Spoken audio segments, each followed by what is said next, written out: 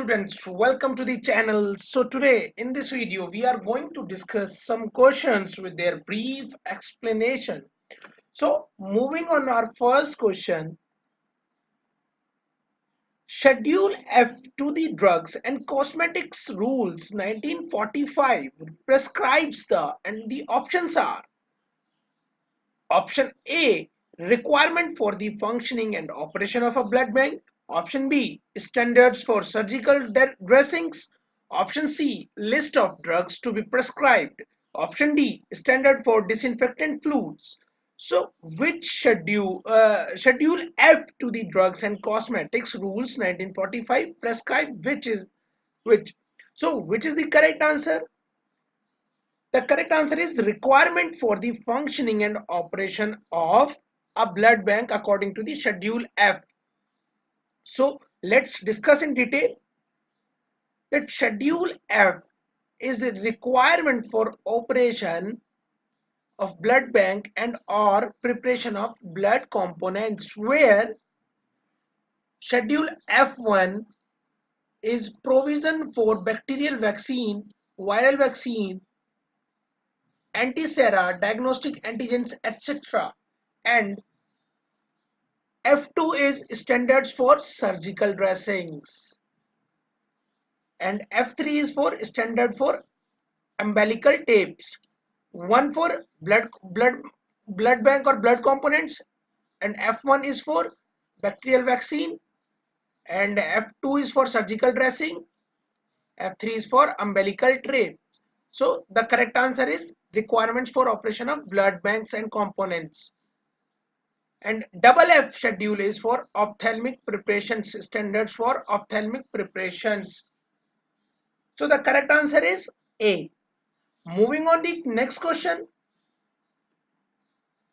Which of the following carbohydrate do not have any essential nutritional value? That which carbohydrate doesn't have essential nutritional value? So the options are option A, sucrose, option B, cellulose, option C, dextrin, and option D, glycogen. So, which carbohydrate does not have any essential nutrition value? The correct answer is dextrin. Dextrin is the carbohydrate which is not having essential nutritional value. So, let's discuss in explanation part. The dextrin are a group of low molecular weight carbohydrates produced by the hydrolysis of starch or glycogen. Dextrins are mixture of polymers of D-glucose units linked by alpha-1,4 or alpha-1,6 glycosidic bonds. So the function is dextrin is a source of energy and it contains 3.8 to 4.1 calories per gram. Dextrin is not essential nutrient, so you do not need to get it from food to be healthy. So this is all about the dextrin. So the correct answer is C, that is dextrin. Moving on the next question. Mechanism of action of omeprazole is inhibition of. Options are option A, hydrogen potassium ATPase, option B, sodium potassium ATPase, option C, NaCl diffusion across the cell membrane, option D, sodium hydrogen diffusion across the cell membrane. So which is the mechanism of omeprazole? So the correct answer is hydrogen potassium ATPase pump. The mechanism of action of omeprazole is works on the hydrogen potassium ATPase pump. So let's discuss with the help of a schematic diagram that omeprazole how act. First of all, there is a para about omeprazole that we have to understand. Omeprazole is a selective and irreversible proton pump inhibitor. It suppresses stomach acid secretion by specific inhibition of hydrogen potassium ATPase pump found at the secretory surface of the gastric parietal cells. And the inhibitory effect of omeprazole occurs within 1 hour after the oral administration. Omeprazole is a proton pump inhibitor. So let's discuss with the help of diagram that it's a schematic diagram that how it is worked. It is a lumen and it's a gastric parietal cell and it's a blood. So there is a exchange of potassium, hydrogen across the parietal cell and lumen. So how it works that there is a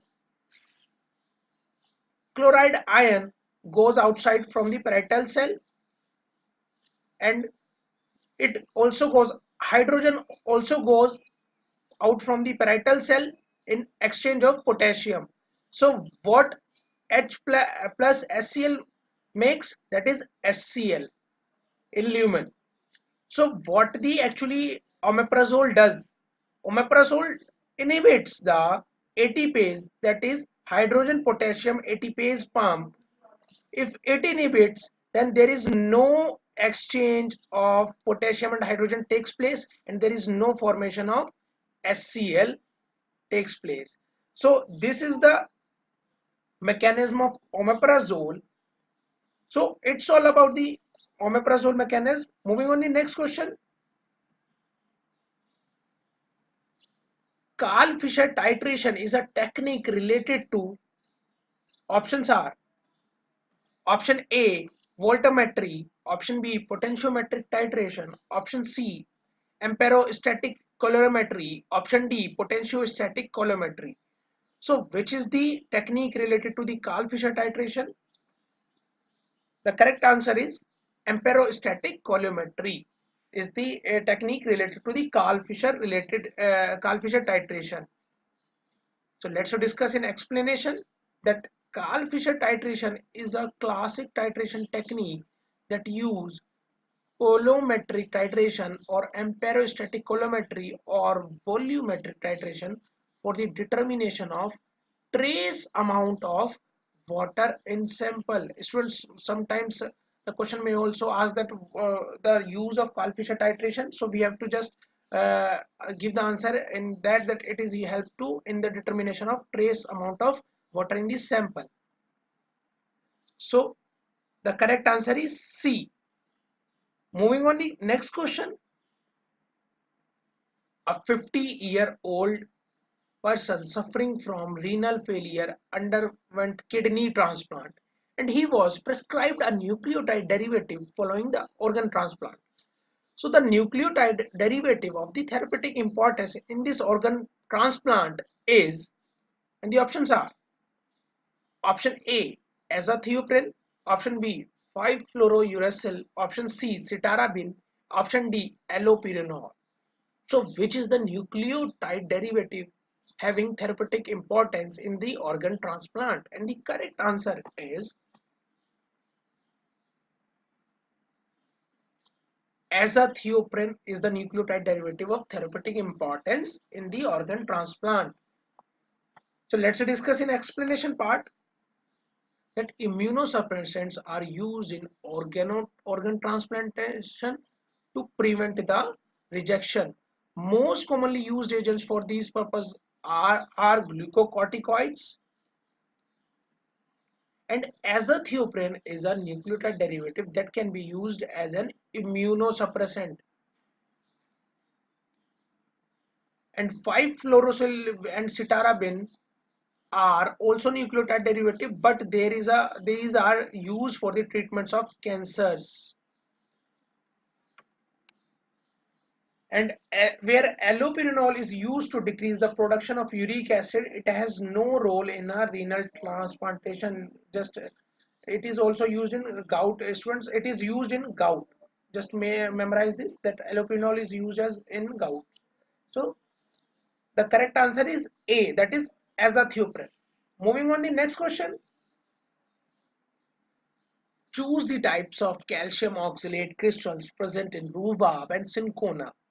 Options are option P cluster, that is cluster crystals, Q acicular crystals, R sandy crystals, S single crystals, and the options are option A, that is P and R, option B P, that is P and S, option C Q and R, option D P and Q.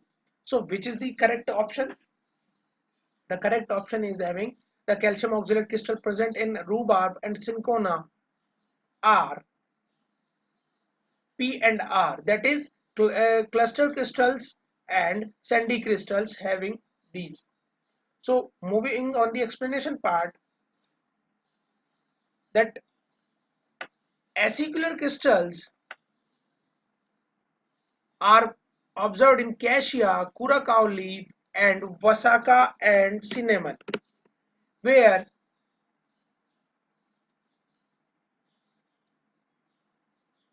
cluster type having wild cherry bark, stramonium leaf, clove, belladonna, senna leaf, podophyllum, rhubarb, and sandy crystals are found in belladonna, herb, and cinchona. So this is all about the crystals, calcium oxalate crystals. So the correct answer is A, that is P and R.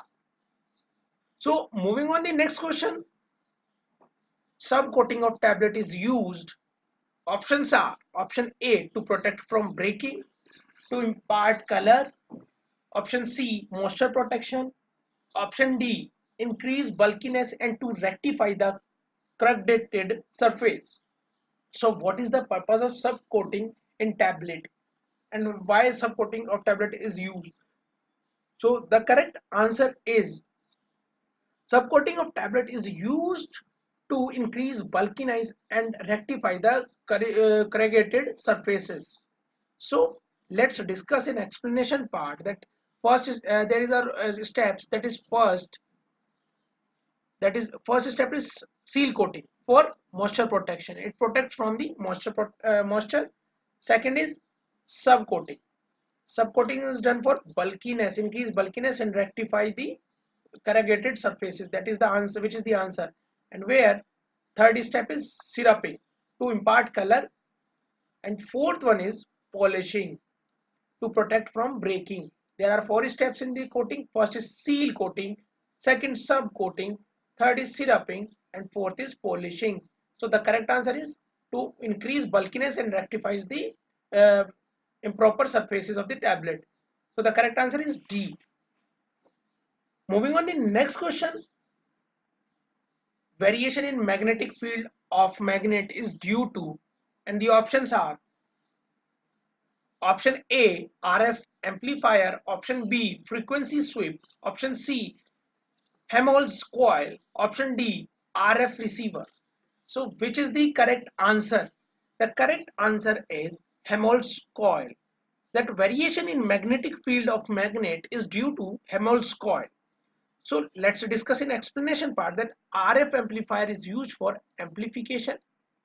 There is a misspelling mistake, and that is frequency sweep is used that it vary the field strength of applied magnetic field, or called sweep generator or field sweep, where Helmholtz coil cause variation in magnetic field, which is the correct answer. So RF receiver measures the intensity of unabsorbed radio frequency. So the correct answer is Helmholtz coil, that is option C, which cause the variation in magnetic field. Moving on the next question, the antibiotic which contains 15-membered nitrogen containing macrolide is, and the options are option A, azithromycin, option B, clarithromycin, option C, oleandomycin, option D, erythromycin.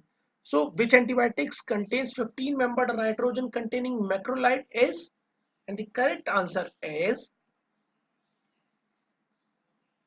azithromycin is the antibiotic which contains 15-membered nitrogen containing macrolide is azithromycin. So let's discuss in explanation part that azithromycin is an antibiotic used for the treatment of number of bacterial infection, and it contains 15-membered nitrogen containing macrolide ring, where or discussed in a further image that it's an 15-membered ring.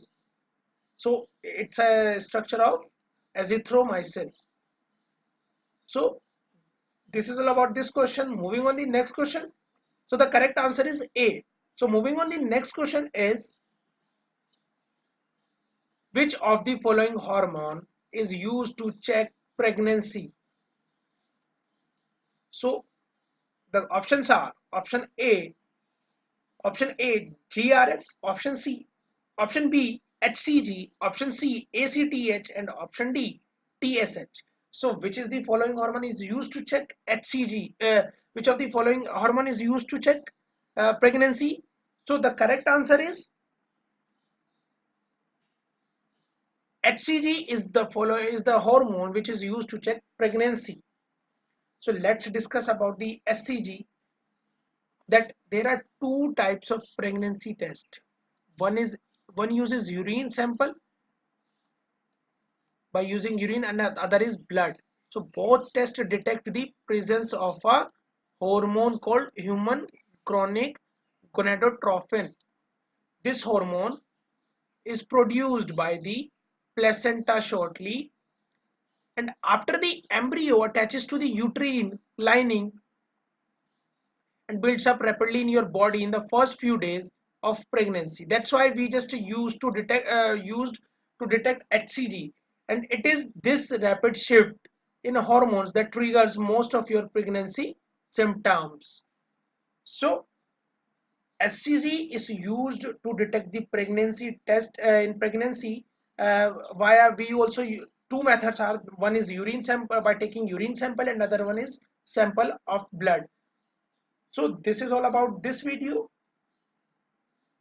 Here we have a short images of to make you memorize about the that which test is used for the detection of pregnancy, that is SCG hormone is used to detect pregnancy test. So the correct option is SCG, that is B. So it's all about this video. Thank you.